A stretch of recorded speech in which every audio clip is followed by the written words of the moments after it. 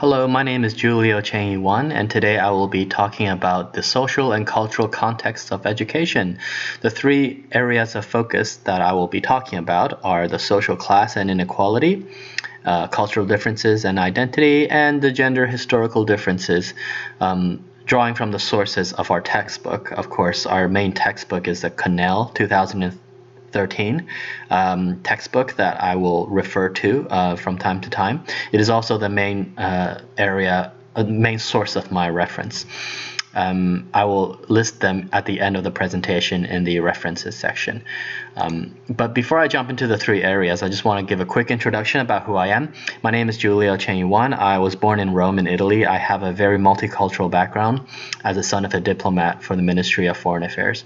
I witnessed quite a lot of issues with different schools growing up. Class inequality is definitely something I encountered quite a lot, as well as social and cultural identity. It's more pronounced in public schools with stratified student demographics. Classic inequality, I noticed that in particular. And social and cultural identity is very different with every school that I went to, especially if it's a different country. Cultural differences are vast. The gender differences are also noticeable in various schools. Female students tend to perform better academically than male students. That's just from my own personal observation. And some of the research and studies have backed that up as well. And I'll give a sophisticated explanation about why that is based on research and my own observations in the third part of the presentation. But on with the first part. Just really quickly before I do that though, I have been teaching for 3 years, so I am not a pre-service teacher. I've also did 6 weeks of practice teaching with my mentor teacher Daniel in Rowville High School. This is through the ACU EDFX program that I've enrolled in last year. So I do have teaching experience both abroad as well as locally here in Australia in a Victorian public school, and I have a lot of insights to share. The reason why I bring this up is to establish a bit of credibility as a teacher, because I not only draw on my own insights through my observations in teaching in various schools, but also through research and study that is found in this particular course. All right, so let's jump in. Social class and inequality with Connell, based on Connell 2013 and Price 2011. Those are my two sources from which I will talk about in great detail in the next slide here. Okay, so I just want to acknowledge that there's a lot to dissect and to unpack here in this mind map of social class and inequality issues. Most of it are derived from the textbook, the source of our study. I won't go into it in great detail because with the 5 minutes that I have allocated to this slide, I won't be able to have the time to. Basically, it starts off with the definition of what is social class and what is inequality. And it goes back to Marxist theories about what socialism is or what social class is. Max Weber also is another prominent theorist about what this social system that we've called society is and the kind of class struggles that goes on. I learned a lot about this in my undergraduate degree, especially with a class like Introduction to Sociology 101. We cover this in a lot of detail. I won't go into the detail here, but I want to talk about how it affects the Australian education. The sophisticated explanation that I have for this is really a lot of the research going on in the schools here in Australia is that it's not just a social economic disadvantage that creates class inequality. There's a lot of different factors involved. It's a complex, multifaceted issue. Some of the studies done by Price 2011 that's outside of the textbook talks about this in great detail, and some of those insights and research I got from the Price's research is really to say that community disadvantage is a result of a complex interplay between the characteristics of residents living in a community and the effects of the social and environmental context within the community, and that the economic factors alone is not really the source of the problem, that resolving that is only one facet or one component of the problem. There are a lot of other issues that could stop a student from excelling in school and creating an inequality or disadvantage. Things like domestic violence, for example, poor parenting, parents who prioritize having their children work instead of going to school, for example. Those are all the kind of things that could put a student at a disadvantage through social class, and it's not necessarily economic or financial. That's the point I wanted to make. The other areas of the social inequality or social class inequality is really about the movement of social class. Social mobility is as an area that is focused a lot in the study. In the Australian context, there's a whole history of how policies have changed over the years in regards to social class and inequality. Some of these policies of change started in the 1940s, for example. One particular policy called meritocratic schooling is basically a recognition of academic achievement and the hardworking talents of students. It started in the 1940s and gradually paved its way to more policy changes during the 1950s. And in the 1960s, it started to address unequal education opportunities. According to Cannell, public school systems in Australia underwent massive expansion in the 1970s, and for the first time, retention rates grew above 50% for the first time in 1980s. So the gap between the rich and poor and socioeconomic class inequality started to become smaller and smaller over the years, thanks to a lot of government funding and a lot of school policy changes as well to help people who have, for example, Aboriginal descent or people with low socioeconomic income. My own personal observations in my practice teaching in Rowville Secondary High School also have given me insights to this in that I've seen a lot of students, more vulnerable student demographic groups such as Aboriginal students tend to come from a lower socioeconomic background, and there were a lot of absentees from those student groups. Like I had students who were constantly absent and they just happened to be from an Aboriginal descent. My mentor teacher told me that this is because they have their family values work, like having the students work in their family business rather than going to school. So that's why the student was constantly absent. And so we've helped, my mentor teacher and I had to make accommodations and try to help the student who was struggling. This is just one example of a personal case of class social inequality from my practice teaching. But according to research in a professional context, there's a substantial amount of literature surrounding the discourse of social inequality and education. At least a dozen different sources can be used in my upcoming paper about this issue. But for the purposes of this presentation, I need to move on.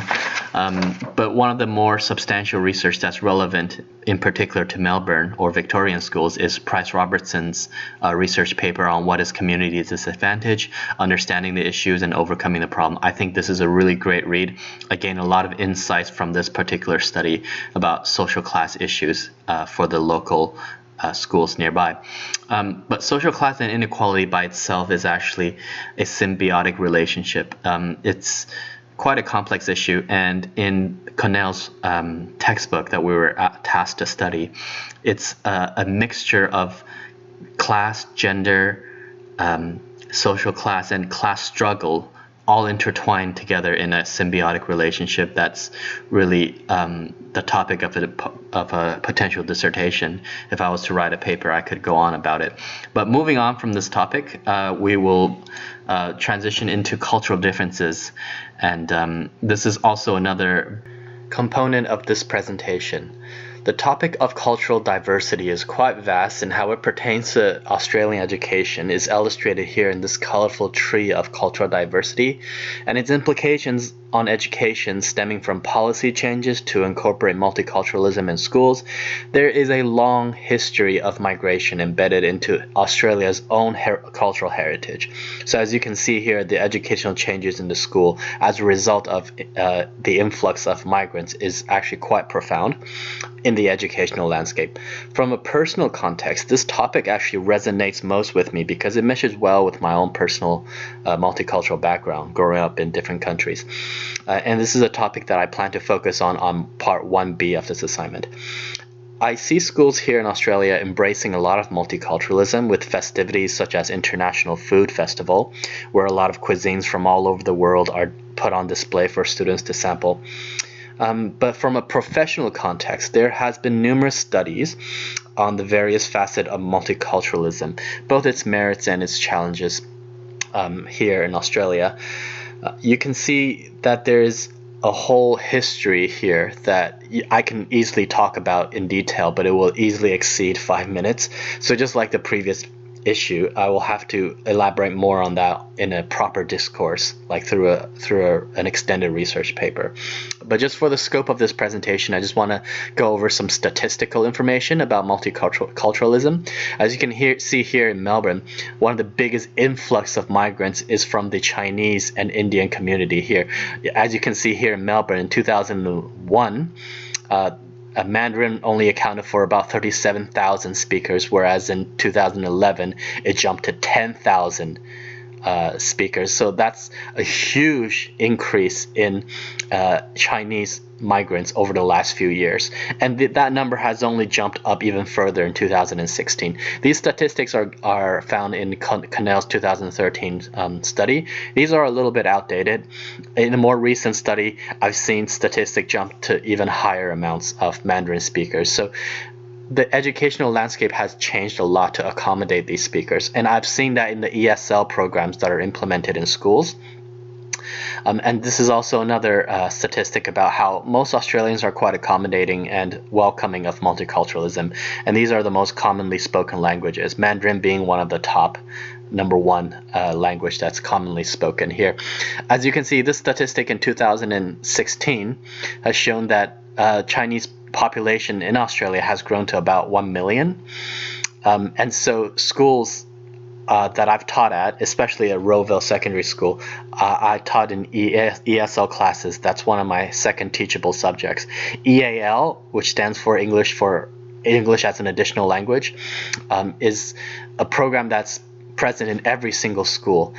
There were a lot of students who were struggling with English while their peers in grade 10, 11 are doing Shakespeare. I've had to help these students kind of catch up and help them learn how to read novels, build up their vocabulary, have them understand grammar, and do the basics of gaining English proficiency. So this is just one kind of accommodation that multiculturalism has brought from a professional context. The influx of ESL programs, English learning programs for these migrants. The number has only increased, and the demand is only going to get bigger. 1 in every 3 Australians is born overseas, as you can see here in this statistic. And so these are the most common countries that are of migrants that come to Australia, China and India being some of the biggest ones that we've seen in recent years. So a lot of multiculturalism, as you can see, brings a lot of racism and bullying in schools, and that's a big issue to address. Multiculturalism does play a part in that. But I want to go over, I want to transition onto the gender topic because we're running out of time. The school enrollment statistics, as you can see here, from the Australian Bureau of Statistics, show that government schools make up the majority of schools, but independent schools in particular are those that still have single-sex schools where all girls and all boys go to school in single-sex learning environments. And this is actually quite important to gender studies, which I'll elaborate in the next slide. But I want to point out a statistic that I found very interesting here. The Aboriginal Islander or those of Aboriginal descent tend to struggle most in schools, and I've witnessed this firsthand. When I said earlier that there was a student of Aboriginal descent who were absent a lot from school, and their parents didn't want him to go to school. So as you can see here in this statistic, it kind of also showed that they were the most vulnerable group, vulnerable to dropping out. So my own observation kind of lines up with the research here as well from the Australian Bureau of Statistics, that Aboriginal groups of students are the most vulnerable. And as teachers or future teachers, we want to try to help them more.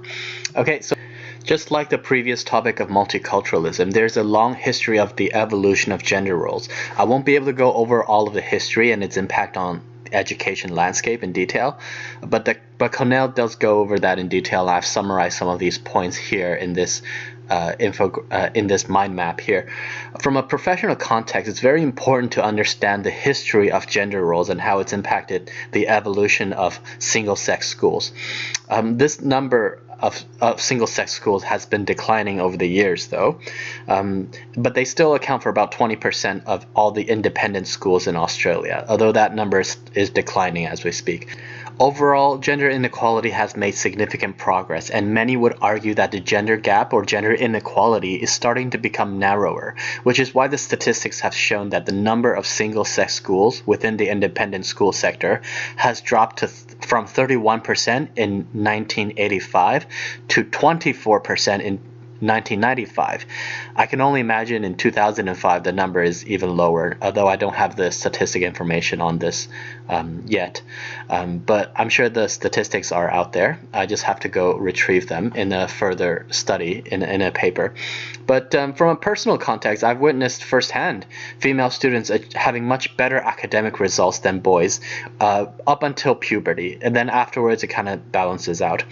And this is actually quite consistent with developmental psychology, which is another one of my teachable subjects. It's only natural that girls mature faster than boys in terms of both physical and psychological maturity. They tend to demonstrate that quite earlier on than boys, which kind of shows in their academic results. Academic achievement is often correlated with the effort and maturity of behavior, such as being more disciplined and having a more meticulous attention to detail. And women tend to be stronger in this area, although I know this is kind of a generalization. I meant girls are stronger in this area prior to puberty, not after puberty. That's my observation. But from your own observation, I mean, you as a teacher, as a lecturer at ACU, you can see that for yourself. If you go to the faculty in ACU on the first floor of 250 Victoria Parade, you can see the number of faces of the faculty staff at ACU on the first floor. Most of the professors and lecturers are actually female, from what I've noticed. I mean, just taking some of the classes at ACU, I've only ran into two lecturers that are male. The rest have been female. The vast majority of them have been female. The only two male professors I've had was Joseph Zajid and Paul Chandler. Those were the only two male professors I've had. Every one of my lecturer or professors for classes I've taken at ACU have been female. So what I'm trying to say is that the gender gap is starting to narrow down. I do believe a lot of women, more and more women, are pursuing higher education. So the gender inequality, I would say, is negligible in this instance, especially in recent years. Same with class differences and class inequality. That's also starting to become less and less of an issue. The more pertinent cases of inequality, I would have to say, is multiculturalism, and it's not really a matter of inequality. It's just having different needs and meeting those diverse needs as a teacher. Okay, so I have to summarize my points now because we're running out of time. I just want to reiterate the points that I've made throughout this presentation. I've taken a very close look at the criteria. I made sure that all of my explanation included both a professional context in the way that I kind of state a study or statistic or fact. That's my illustration of a professional context. And I also embedded my own personal insight by giving you an observation, for example, from my own practice teaching in each of these topics. And I've backed up my relevant research with mostly research material from the textbook Cornell, but also a little bit from the infographics and statistical information that I've quoted and cited in the presentation. Those infographics, I did list the source of where I found them there. So I did do a little bit of my own research, but this is really mostly to give you a visual overview of these topics. These are by no means a literature review. And so for the APA citation, I've cited them in the next part, which is the reference section, and I made sure there are no grammatical mistakes and spelling errors throughout the presentation. And you can find all the sources of the mind maps and references here at this section. Thank you for taking the time to listening to my presentation. And if you have any question, I'd be more than happy to answer any questions you may have. Thank you.